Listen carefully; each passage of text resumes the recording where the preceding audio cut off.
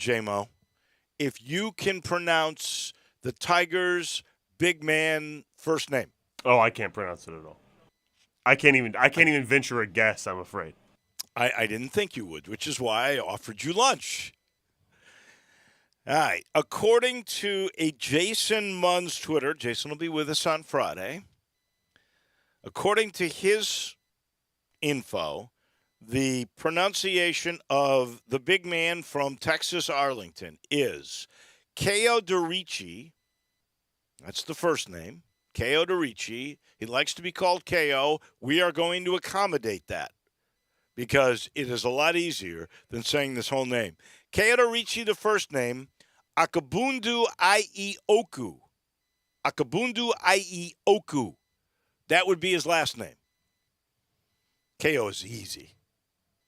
You're going to have a lot of practice saying that. You're probably just going to stick with KO the whole time, too. Oh, yeah. Yeah, so he's coming. There's still a couple of guys out there that Memphis could take, depending on maybe what happens yesterday or whatever their decision is, and big schools want him. The first guy is Matthew Mayer. He's the kid that played on Baylor's national championship team. He's a 6'9", 3-and-D guy.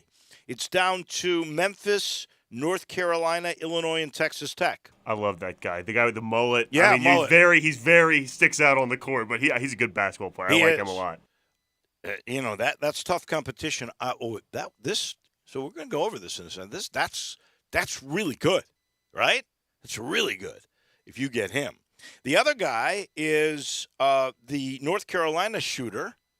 I think he's 6'5". His name is Kerwin Walton. Honestly, I don't remember that much about him, but I know Texas Tech, Clemson, Oklahoma, and K-State, along with Memphis, those are his 5 final schools. So Penny Hardaway is in on a couple of major transfers here that would add to the collection. You know, Kendrick Davis and Elijah McCadden are already in. Paperwork's done. Davis left the draft last week. And then you couple that with the guys that are coming back. Well, we know the Lawsons. We know Dandridge. I think Alo, right? Now, does Williams and Quinones come back? If they do, and you add one of those two other guys along with KO, suddenly you've got the making of a pretty darn decent basketball team. And we don't know if they're going to decide on this deadline if they're coming back to Memphis. They're just deciding whether or not to stay in the draft that day, so they can still keep their transfership open. I thought both of them did announce at a particular time that if they did not stay in the draft, they would come back. Now, Quinones may be vacillating on that. I'm not 100% certain on him. There was another reporter that I think talks with Lester on a regular basis that speculated that even though he did say if he did not stay in the draft, he'd come back, that if there was another school out there with an NIL offer that was really, really knockout, that he might do it. I believe Williams is back for sure if he leaves the draft.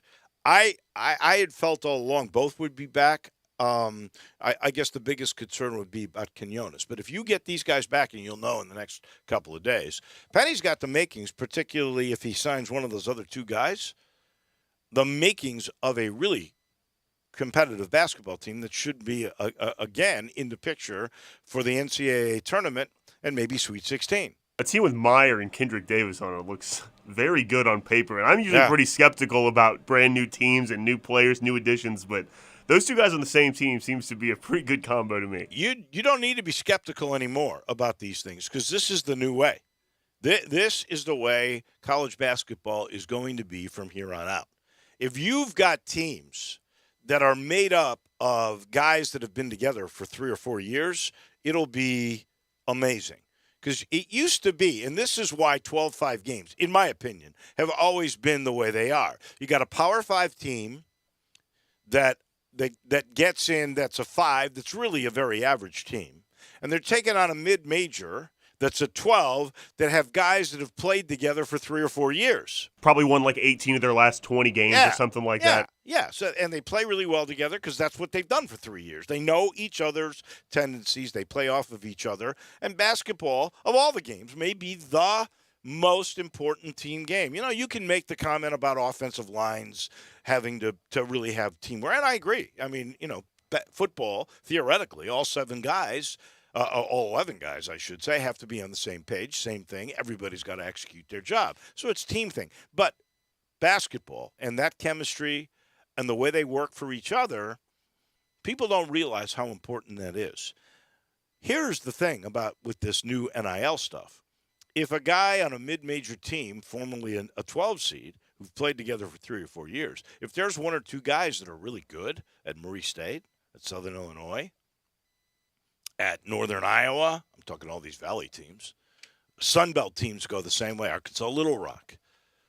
I was going to say North Texas. They're about to be an American Athletic Conference team. But if there's anybody really good, those guys are transferring. They're going to because they've proven now they're really good, and most likely they can go to a place where they'll get some NIL money. No doubt, if they're good enough to get out, especially now that people are paying, if they think you're good enough to play at that level, they're going to pay you some money to come up there too. Bingo. The thing that's interesting to me too, and you mentioned Little Rock, and this is true when you have Kendrick Davis coming to Memphis now, because Little Rock had 2 players transfer within their league to Texas Southern, I believe, is the school they transferred to, and now Kendrick Davis. Texas Southern is Johnny Jones' team, isn't it? I believe that's right, yeah. And so then you have Kendrick Davis. No, that's exactly right. And then you have Kendrick Davis transferring from SMU to Memphis.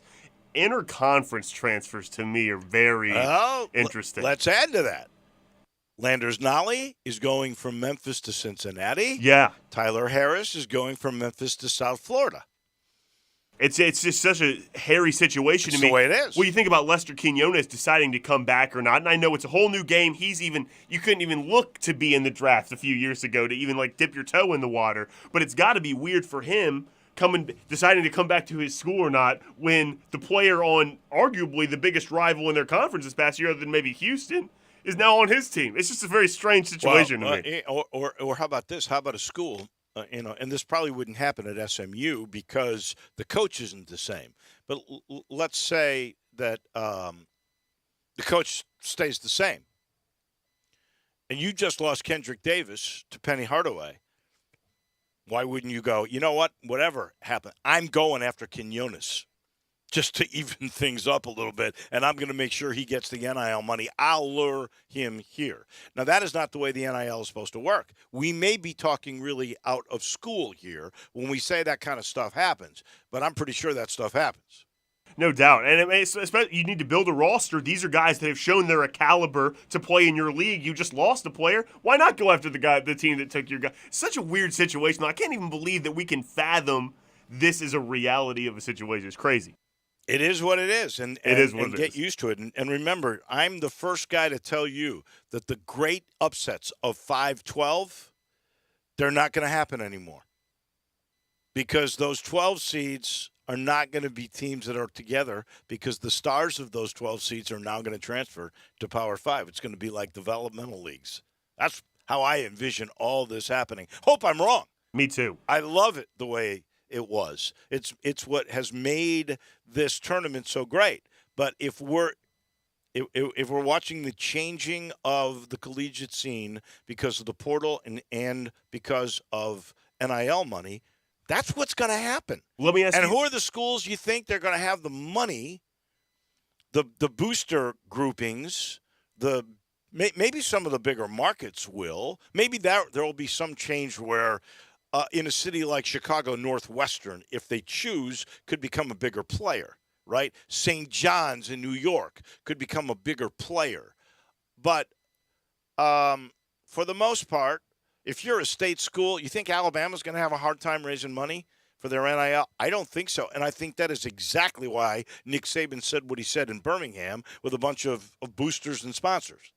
Maybe this is a pipe dream too, but can't you see it maybe a scenario where it makes that maybe not mid-major, maybe I'm talking a little bit lower, like mid to low major, but maybe makes them stronger because all these other teams are trading players and NIL going everywhere, and maybe these guys are maybe just one caliber below but stick together. Maybe that's just a pipe dream. Maybe I'm just a we'll optimist. See. This kid that Memphis got, KO. That to me is a designated role position that Penny is going, look, I've had enough of, and he said this, I'm not getting 13 guys that are all NBA prospects. You can't play 13 guys, and all it does is produce dissent.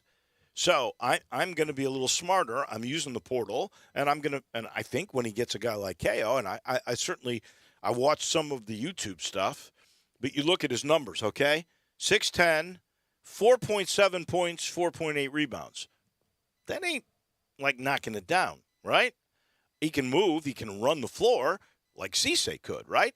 I hope he's got better hands than Cisse. I'm imagining that he does. He averaged 2.6 blocks per game. Jalen Duren was prolific at blocking shots last year. You know how many blocks he had per game? How many? 2.2. So you're talking almost this guy, almost a half a block more per game. Now, he played at Texas Arlington, which is not exactly the American Athletic Conference, so maybe that's the difference. But still, the kid has a 47-inch and 47.5-inch vertical. That is like Michael Wilson almost, former Tiger who played for the Globetrotters, or most people think about DJ Steffens. I think it's a bigger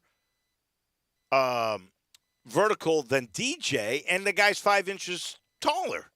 I think he's doing it right in terms of getting role players like this. You know what I mean? Like a guy from a smaller school that really, I mean, to say it kind of bluntly, has no ego attached to him going to another school. And you see the same thing with McCaden, a small guard that was willing to be a sixth man last year that will come in and post up smaller guards. Those are the kind of role players that really take you far. I hope he can defend, because I kind of view him, he's sort of like the Earl Timberlake that was disgruntled because he thought he should be getting more playing time. This kid knows he's going to come off the bench right off the bat. This guy, KO is a good free throw shooter. If I read this right, he was 14 of 16 last year. But think about this. He played in 25 games. He's an interior player, and he took 16 free throws. Tells you he does not have a lot of touches, is what it tells you. And usually he's going up, getting a lob, and dunking it. And when you're up there that high, you're not going to get fouled most of the time. But it also shows you he's okay with not a lot of touches too, I think. Right, that's exactly right. A really positive. That's the new philosophy of Penny. He's going after guys that he thinks will fit into what he is going to try and accomplish. So that should be a lot of fun. And like I say, we'll know more tomorrow. If Lester and DeAndre come back and you get either Mayer or you get Walton, one of those two, the makings of a darn good team that should make the NCAA tournament. And then, you never know what happens there. Because, look, let's face it. If Timmy didn't go crazy in the second half, Memphis is playing Arkansas in the Sweet 16 in the Chase Center, where we're going to talk a little later about Golden State and Boston. But this is going to be a lot of fun, and a lot of this stuff will all unfold as the week goes on. I'm sitting in the Family Leisure studio, the vacation at home sale. Hey, that may be coming to an end after today. This is the last day of May. What will Lindsay and the crew come up with for the next sale? It'll be special. It always is. I guarantee you it'll involve swimming pools. It'll involve hot tubs. It'll involve play gyms and trampolines and patio furniture that's all state-of-the-art. You can't get any better than Family Leisure at I-40 and Wooden Road. And you know the title sponsor of this program? As always, it's our good friends at Homer Skelton. And I passed by again the dealership the other day and saw there are more and more new cars coming in. Now, it's not a full lot like it used to be, but there are more and more cars coming in. And the great thing, if you get a new car from Homer Skelton, this is their GM, Chris True, who is true to his word. You will never pay more than sticker price. Other dealerships, they understand the law of supply and demand, and there is a shortage because of the chips. There's a shortage of new cars everywhere. But you'll never pay more than sticker price at Homer Skelton Hyundai, right at the corner of Highway 78, that's Lamar, and Craft Road, the very first exit in Mississippi. Go see Chris True and all the gang at Homer Skelton Hyundai. Tim Doolin's going to join us in a little bit. We're going to talk baseball, and we'll talk Memphis baseball. Of course, Tim is a proud alum of the University of Memphis. Tim was, I know, a sounding board for the folks that made the hire for the University of Memphis replacement of Darren Schoenrock after 18 years. His name is Carrick Jackson. Carrick was coming from Major League Baseball's office. He was the inaugural president of the MLB Draft League. So what is that? That basically is a summer college league that MLB put together to take on all these other leagues that are summer leagues that try to get the best college prospects to come and play so everybody can take a look at them. And I believe they all use wooden bats, and you get a sense of how will they be in Major League Baseball. So baseball said, why don't we do the same thing ourselves? And they thought enough of Carrick Jackson to make him their president. He will become the first black baseball head coach at the U of M, so he's a pioneer in that regard. He's been a head coach before, but only for a couple of years at Southern University, where he was the SWAC Coach of the Year. They had 131-game win season. He won Coach of the Year when they won the conference that year. Apparently he's a former pitcher, so he obviously knows and has an eye for pitching, but he is going to do it all. If there is a negative, if you're looking at his resume, let's be fair, in the years that he was at Southern, he ended up being 20 games under 500. He had that 131-win year, but he was 20 games under all told, and he hasn't been a head coach that long. But there was something that the committee saw that they really, really liked. His age, where he can relate to players, I'm sure, is a part of it. The fact that Major League Baseball saw something in him that made them go, he's our president of this league. That is a good sign. And as I mentioned, we will try to get him on at some point this week, probably tomorrow or the next day. But Tim Doolin is going to weigh in on that in a little bit. We will give you our medals of the weekend. There were some crazy things going on. And we'll also have to talk a little bit about Golden State and the Boston Celtics.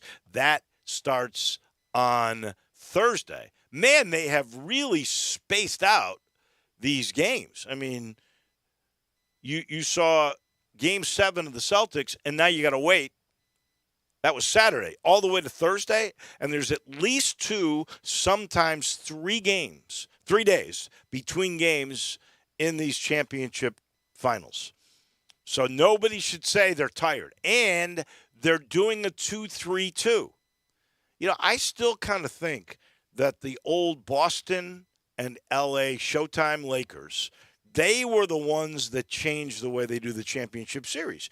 Every other NBA series is 2-2-1-1-1. But because there was so much back and forth around the country with Boston and L.A., I think that's the reason they went 2-3-2. They've kept that going, and it works out perfectly for them this time because you've got Golden State and Boston, a pretty fair piece between them.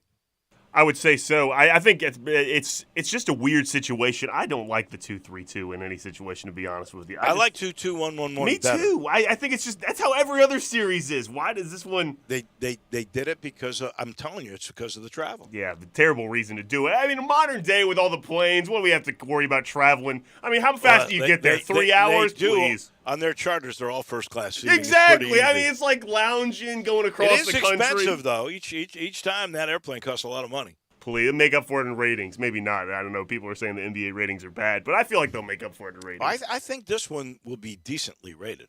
Oh, Boston. I hate to say this because it blows me away because I'm the one that keeps going, the spring leagues, I can't make it. And the USFL games on, like, Fox FS1, they have beaten some of the early round playoff NBA ratings. The USFL in an empty stadium in Birmingham is beating out the NBA in some instances. Just the first round, though, right? I think it was just the first round. round. And some of those games are on NBA TV, too. And Fox is, it's network TV. That's the way it goes. It's cable network TV. Well, only FS1, but Fox is Have free. there been any So on Channel 13 in Memphis, WHBQ, which is the Fox affiliate, used to be an O&O. Have there been USFL games on that affiliate? I don't think so. I have no idea. I thought all the Fox, all the USFL games. Maybe I'm wrong. They've definitely majority been on FS1. Text us on the AutoZone text line, 901-360-8255. We're going to talk some baseball with Tim Doolin here in just 1 minute. Let me tell you, this portion of the show brought to you by Conway Services, heating, cooling, plumbing, electric, and, of course, the tune-up and a whole lot more. We're going to get a lot more little deals coming your way from Conway, the good folks at Conway. All I can tell you is I love them because they are all about making sure that your service is perfect. That's it. Whether it's an electrical need, a plumbing need, whatever it may be, Conway is there for you. They got the Comfort Club, but the tune-ups are always critical. All you got to do is make the call, 384-3511. You do it in the winter, and you're going to get your carbon monoxide levels checked. Make sure there's no leaks. They got that camera that goes in there. Now, in the summertime, not only do they get all the dirt and the grime and everything out of the outdoor units, what they do for you is, and this is critical, they check your Freon levels so that you know your system is running efficiently. And an efficient system saves you money on your MLGW bill, and on top of that, makes your system last longer. That's why we all love Conway Services. Tim Doolin on baseball. He comes your way in a second, yes? Real quick, I have an answer for you on the USFL. They've not only been on Fox, they've also been on NBC, so 2 network television stations. No wonder the numbers are good, especially when some of those games, as you just said, were on NBA TV, and there's plenty of people that don't even know how to get NBA TV unless you've got Comcast and you go into your thing, watch NBA TV. We'll tell you, listen to Tim Doolin because he comes your way in just a minute. Start your day with Sports 56 Mornings with Greg Gaston and Eli Savoy. Weekday mornings from 7 to 10, right here on Sports 56 and 98.5 FM. Hi, this is John Conway with Conway Services. How old is your water heater? With most water heaters in the Mid-South located in the attic, the worst day you can replace your water heater is one day too late. It may be time for a tankless water heater from Conway Services that never runs out of hot water. Plus, these energy-saving models only heat the water you use, saving you money on your gas bill every month. Plus, right now, get your tankless water heater for as low as $79 per month, or I'll give you $250 for that old tanked water heater. So call Conway Services, the Mid-South's premier tankless water heater professionals at 384-3511. Brian Elder's Roofing Solutions. If you have damage to your home and have your insurance carrier involved, you need a great contractor. You also need a team that has seen claims of all shapes and sizes, residential or commercial. After our inspection, we'll share our findings and give you our professional opinion. Some people say you get what you pay for. However, our opinion is free. Trust the name you can depend on, like the tens of thousands of families Brian and I have served over the past 20 years here in the Mid-South. Brian Elder Roofing. We'll measure your roof from outer space and share our team's experience for your property and claim. Repaired roofs, replacement roofs, big roofs, tiny roofs, insurance roofs, flat roofs, TPO roofs, asphalt roofs, tile roofs, slate roofs, metal roofs. If your roof needs some love, call me. 901-867-0303 for Brian Elder Roofing and Contracting. Call 867-0303. Brian Elder's Roofing Solutions. Welcome to Triumph Auto Sales, where you'll have a great car buying experience. Triumph Auto Sales is your #1 source of quality pre-owned vehicles ranging from lease returns to new car trades, all at huge savings. Plus, Triumph has a full array of financing options to meet your needs. Find your next car online at triumphautosales.com or stop in today at 4875 Elmore Road. Triumph Auto Sales will help you get the vehicle you want at the price you need and the service you deserve. For a great car and a great experience from a local and family-owned business, visit Triumph Auto Sales. The NBA playoffs is the world's greatest celebration of basketball. Hennessy champions the moves players are making on and off the court because true greatness is making a long-term impact on your community. Make moves that start movements. Hennessy, the spirit of the NBA. Please enjoy Hennessy responsibly. Now, back to Wolo and Friends on Sports 56 and 98.5 FM, presented by Homer Skelton Hyundai. Here once again is the voice of the Tigers, Dave Woloshin. Tim Doolin joins us in a second, brought to you by The good folks at Ken Garland, if it's a dream home you're thinking about, Ken's got you covered. Go to kengarland.com.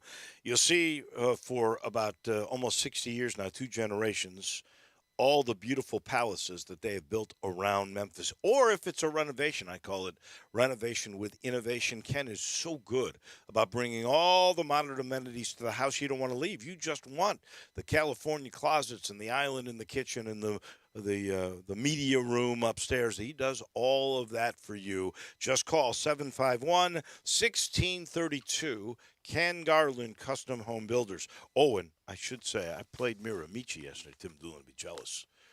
Ooh, is it ever winding into shape? And they got that meandering stream going, and you know it's 330 acres of natural beauty. They are really starting to spruce it up. They always do. And now is the perfect time. You're getting the hot days and warmer nights. It's all coming in beautifully, and it's, part of the reason why Golf Week said if you're playing golf in the state of Tennessee, Miramichi is one of those courses that you must play. Every time you play, your golf cart is included in your price, complimentary range balls, and the best practice facility after the round. That view from the terrace of 9 and 18 and the fountains and the lakes and the beautiful sky and treetops, you can't beat it. Miramichi, the perfect golf and visual combination. Tim Doolin joins us now. I know you were a sounding board for the U of M, so your take on the Darren Schoenrock replacement, Kerrick Jackson. Good morning.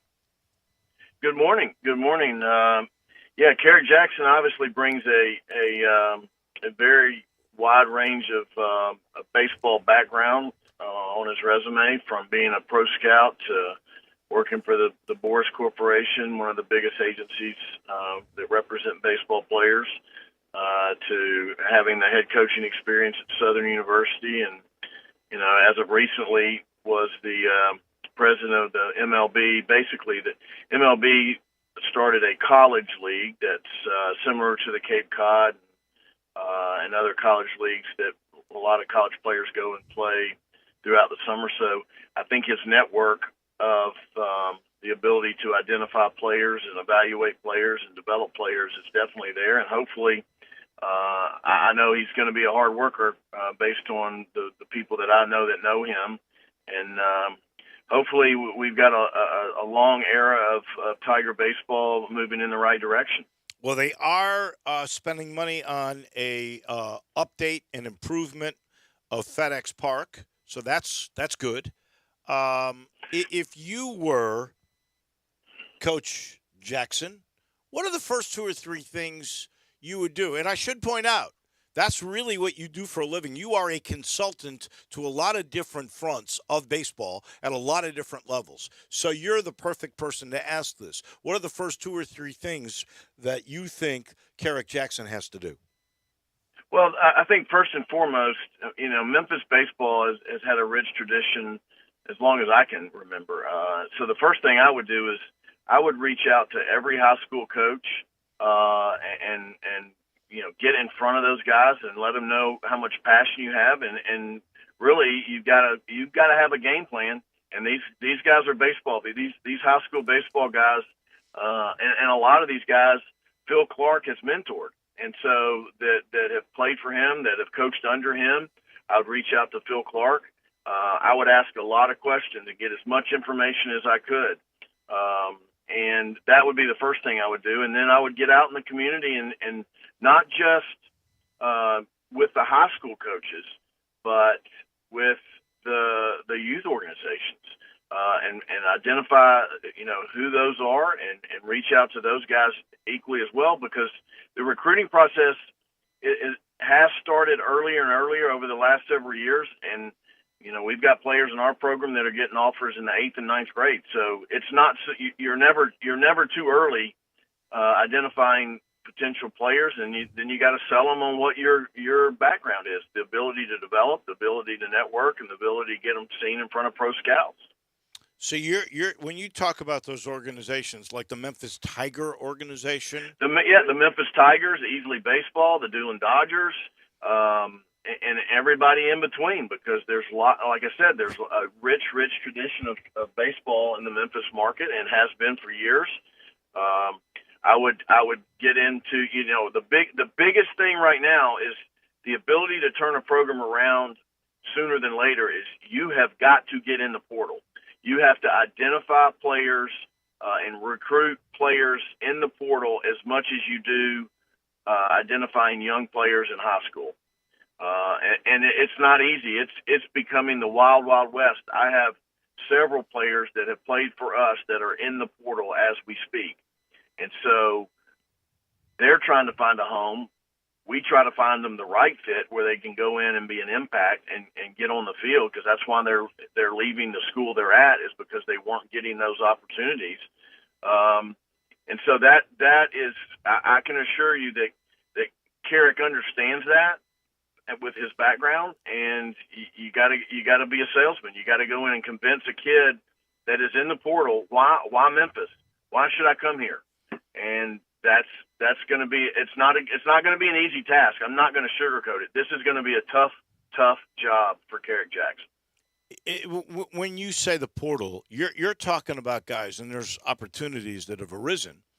If, let's just say, and I'm asking you this, I'm not saying I'm the definitive answer here, but if you're a weekday pitcher and not a weekend pitcher in the SEC, maybe you want more exposure, more innings. You go to the portal and you can go to a team like Memphis or an American Athletic Conference team. If you're the backup shortstop, so you may get a few weekday games, but you're not playing on the weekends. Mm-hmm. You're not playing in the SEC games. But you're still a pretty good player, and you want to get out there to prove yourself, you go in the portal. Is that the kind of guy you're talking about Memphis needs to look at? Yeah, I mean, you're on it. I mean, it's not necessarily all of that. I mean, so for instance, if you were a pitcher in the SEC, if you were pitching midweek, you're probably going to stay because you got an opportunity to move into a weekend role. If you're a pitcher in an SEC school and you didn't get any innings, and you don't see that you're going to get innings, then you have an exit meeting with the staff of the team that you're with, and for the most part, they'll be transparent with you, because if they don't think you're a fit, they want you to move on, so they can go get in the portal and find a guy that may be a fifth-year senior at a mid-major that had a great year, and he'll be a stopgap for you because he's got experience. So that's what the SEC teams are looking for. But yes, to your point, mid-major schools have got to identify those players that you can develop, because that's why they're going to come to a place like Memphis, is that they're going to feel really confident they can get on the field soon and play every day, and that the staff that you have intact is going to develop me and get me an opportunity to be drafted. To me, that's the crux of how you're going to be successful at Memphis. Because here's the deal: is let's say you get a freshman come in that you weren't supposed to get, but he was really, really good, and he wasn't quite an SEC guy. Let's say an arm. Let's say he was 86 to 90, which is not quite enough velocity to be an SEC guy. But his freshman year, he blows up, and he does really, really good, dominates the league. His velocity bumps. You've got to keep that kid. Well, SEC schools are coming to try to get him to go in the portal and come to them. And so if you're not a good developer of talent, you're going to lose those players. So there's so many things that go into it today. You have to recruit the high school player. You have to identify the younger player that's not even in high school yet. You have to recruit junior college players. You have to recruit the portal. And you have to re-recruit the kids that are in your program to convince them not to leave and get in the portal to go somewhere else. Well, and you have to you have to have grassroots help too, because you got to get a collective of some kind that's going to give you NIL money in order to attract those guys. Because let's face it, you're in competition with everybody for that guy, and he's probably going to want to go to the place where he can get some money. See, the one thing I think Carrick Jackson can say is, hey, you're talking about development. Major League Baseball thought so much of me, they made me the president of the MLB Draft League. I'm a developer. That's what I would say would be his pitch. No, there's no question about it. And so, like I said, this is a tough job, all right? It's a tough job. I thought Rod did a wonderful job with the circumstances he was dealt with. He didn't have facilities. that were anywhere close to being what they should have been in this conference. And so he was dealing with, trying to compete with one hand tied behind his back. So the fact that they're investing, not a huge amount of money, but a substantial amount of money that is going to make a difference. But this guy's not, besides all the things he's got to do to recruit and get players and develop players, he's got to get out in the community and try to find some money. He's got to find business leaders that have a passion for Memphis, have a passion for the baseball program, and convince them, why should I donate to your program? He's got to sell those people equally as much as he's got to sell families and players on why they should come to Memphis. Amen. And let's hope that he does it, because the reins have been handed over to him. And like I say, we're hoping to have him on in the next couple of days.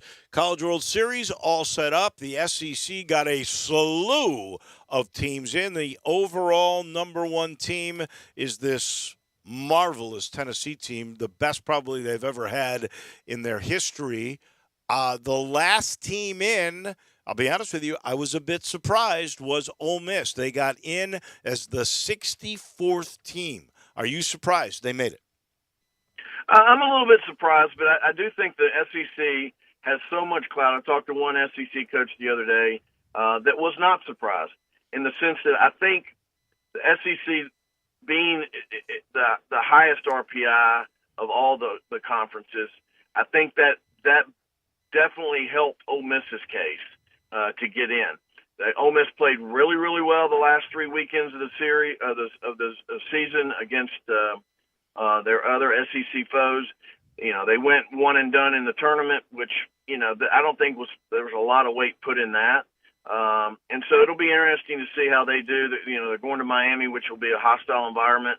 But they can't say enough about what the job that Vitello's done at Tennessee.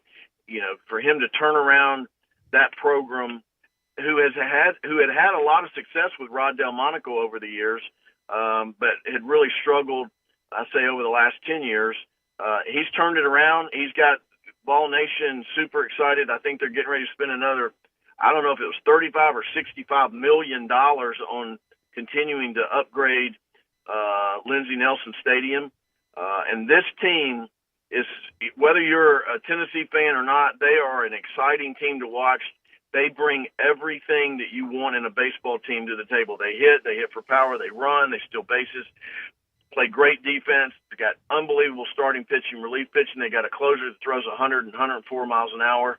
So they are the complete team, and Tony Vitello is a dynamic manager of talent, and he has those guys playing with serious confidence and swag. Well, they've accomplished things that we might not see again. They won 31 of their first 32 games. They lost only 7 games the whole year. I mean, these are ridiculous numbers. It's hard to fathom, not just what you just said, but their record in the SEC, which is the toughest league in the country. It's just astonishing what they've been able to accomplish. Now, here's the tough part: baseball is such a funny game. On any given night, teams like this can get beat and get upset. I think they're going to win their regional. I think their super regional is going to be tough, but I don't know if there's any other team out there that has the depth of pitching that Tennessee has. So they're going to be able to win. Even if they face a quality arm, they're going to be able to win those 2-1, 3-2 games because of their pitching staff. Let's go. The College World Series works this way. So you have 16 regionals with 4 teams each. That's 64 teams. The winners of each regional, and that's a double elimination bracket, correct? Correct. The winners of each region go to super regionals. There's 8 sites for that. How do they determine those 8 sites? Is that by your seeding? Those were already predetermined based on the national seeding, based on their record, their RPI, etc. And so if one of the top 8 seeds for some reason don't win their regional, then it would go, in a pro rata of the team that did win their regional and where they were ranked to see who hosts. So if Tennessee it's lost, a pretty good system. If Tennessee lost their regional, it would go to the second seed in that region? Which no, not necessarily the second seed, because it would go to the ninth seed. You follow me? Oh, I see. So that ninth seed, the ninth seed, that if that team were to win their regional, then they would be bumped into a host of the super regional. Okay, and the super regionals are the best 2 out of 3. Right, they're 2 out of 3, and then the top 8 teams go to Omaha. And are they split into 2 different brackets? Yeah, they do, and it's a very difficult tournament to get through because of the number of games you have to win to get to the finals. And so again, teams like Tennessee, who have unbelievable depth of pitching, it sets up pretty nicely for those teams. And then if you get to that championship series, in other words, the 2 winners from each of the brackets that have gone through the double elimination process, do they play? They'll play a best 2 out of 3. Oh, it is best 2 out of 3? I thought it might be just a championship game. No, it's 2 out of 3. Okay. Wow. Yep. So a lot of baseball. A lot of baseball to go. Give me your 2 finalists in Omaha. I know this is tough. Man. Come on. I think it's Tennessee and Stanford. Tennessee and Stanford. Okay. That's good. You're bold to get out there and say that. We appreciate it, buddy, and we'll talk to you next Tuesday.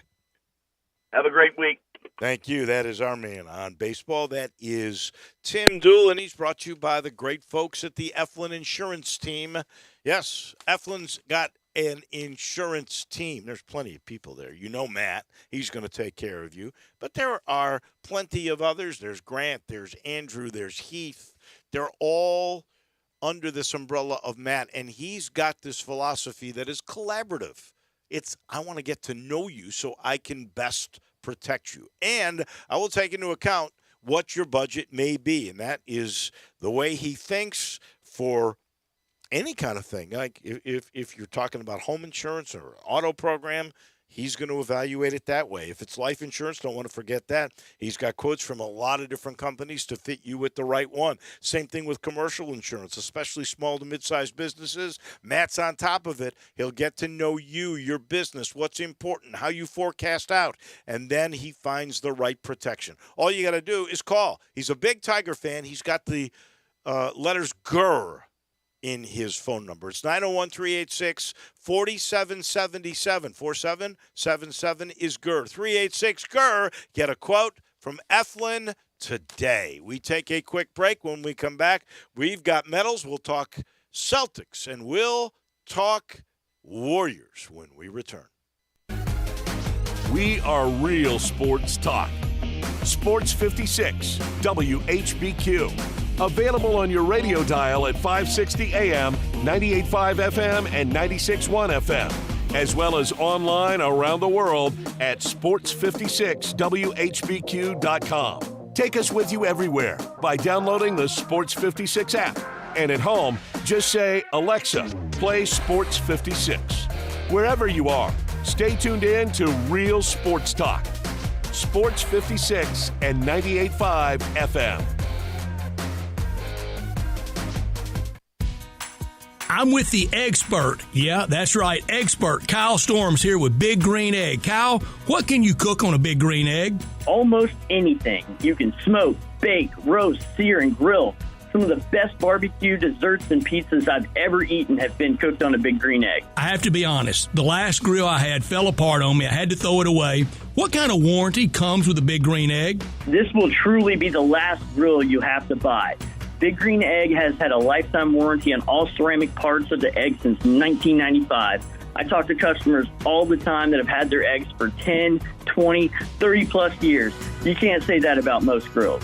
How long has the Big Green Egg been around? Big Green Egg was founded in 1974 by naval engineer Ed Fisher and has never changed ownership. Ed found out that no matter what you throw on an egg, it just comes out better. And now more and more people find out every year. Get in zone, AutoZone. Welcome to AutoZone. What are you working on today? If your lights seem dim, it's probably time to change them. We can help you do the job right. If you do decide to change your lights, we've got reliable replacement lights waiting for you. We've even got headlight restoration kits that can have your existing lights shining brighter. You can get whatever you need fast with our next day delivery or free same-day store pickup.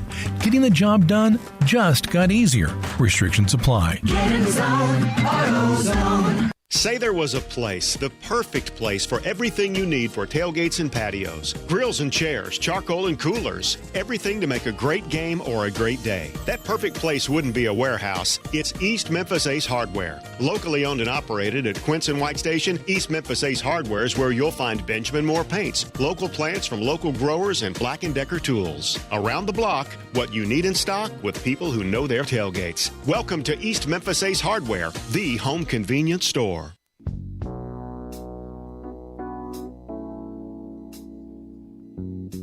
Now, back to Wolo and Friends on Sports 56 and 98.5 FM, presented by Homer Skelton Hyundai. Here once again is the voice of the Tigers, Dave Woloshin. Cruising through the last day of May. It was a big weekend for me. Had a whole bunch of folks in town for the wedding of my oldest son, and, we had Poppy's Pills. And I got to brag about Poppy's Pills while I can because, there's no longer any Poppy Pills left in the house. Some of the liquor that we got for the wedding, there was left over. None of Poppy's Pilsners. It's just what the doctor ordered, especially in the hot weather we're about to have. It's light, crisp, it's refreshing. It's a Pilsner. Poppy's Pilsner. Thus the pills. And it is terrific. They like to say ultra crushable. My son said it was built for speed. We love it because it was made right here in Memphis. It's available in 6-packs or in 15-packs, and it's all over town. You can ask your favorite retailer, like the Spirit Shop at Poplar and St. Nick, about it. Best enjoyed ice cold, especially if you've worked in the yard or you've played golf. The best thing about the end of that particular chore or fun is to go and get a Poppy's Pills. You'll love it, I promise. The greatest part of Grind City, I think. It's Poppy's Pilsner. Go check it out. Time for Precious Metals. J-Mo, I'm going to start with Sam Burns, who got his third PGA Tour win of the year, robbing me of maybe catching Johnny Lyon in our picks. I got to tell you, I think the mark of a great player is always being in position to win a tournament. You got to give Scotty Scheffler that. And he got undone by, I don't know if you saw, the putt that Sam Burns made. Did you? No, I didn't see it. It was in the playoff, right? Yeah. So Burns, by the way, shoots like 65. He had the best round of anybody to get in the position to catch Scotty Scheffler. They go to play 18, a difficult hole, long drive, and both are in position for good strikes to get to the green in this playoff. It's Scheffler who had the shortest drive. He used a 3-wood to try to get position. He hits it about 30 feet away. Now here's Burns, who was 20 yards further than him on the drive, which is hard to believe, but he was. And he hits over the green onto a fringe above it, 38 feet away. So he goes first. He putts, doesn't chip, putts down the hill, perfect speed. Last seconds, got to make a right-hand turn. Oh, my, it does, into the hole. Now here's Scheffler. He's got to try, got to make it or it's over. Inch away from 30 feet. Inch away. Took the wrong break for him at perfect speed.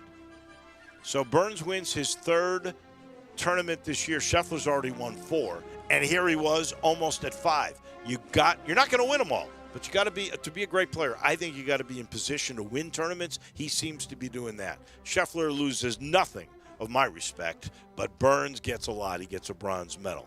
Paul Goldschmidt gets a silver medal. He hit his 10th home run yesterday in the month of May. The Cardinal is hot. That home run extended his hitting streak 21 straight games. Outstanding.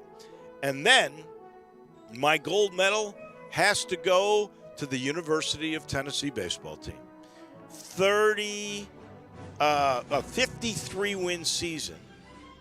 53-7 regular season and SEC tournament champions. They started off the year winning 31 of their first 32 games. That is absolutely amazing. They are the number one overall seed. So because they won the SEC reg and that record and that SEC tournament championship and the number one overall seed without winning the College World Series, I give them a gold medal. And if I could, one out-of-the-box sort of gold medal has to go to Top Gun Maverick, right?